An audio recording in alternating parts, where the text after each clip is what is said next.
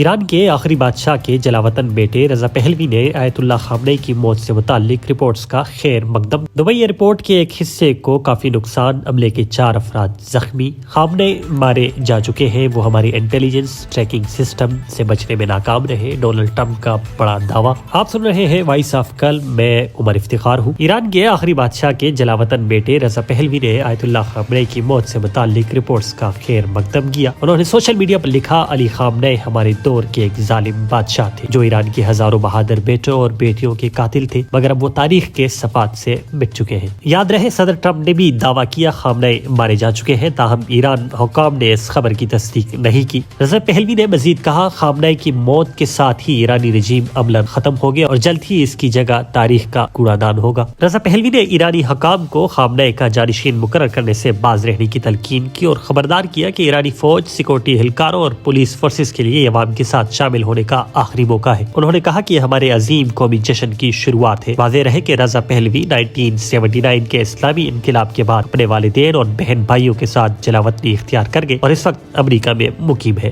ایرانی حملے میں دبئی ایئرپورٹ کے ایک حصے کو بھی یہ نقصان پہنچا، عملے کے 4 افراد زخمی۔ دبئی ایئرپورٹ اتھارٹی نے تصدیق کی کہ ایک واقعے میں دبئی انٹرنیشنل ایئرپورٹ کے ایک حصے کو نقصان پہنچا، تاہم صورتحال پر فوراً قابو پا لیا گیا۔ بیان میں مزید کہا کہ ایمرجنسی رسپانس ٹیمیں فوراً جائے وقوع پر پہنچ گئی اور وہ متعلقہ حکام کے ساتھ مل کر صورتحال سنبھال رہی ہے۔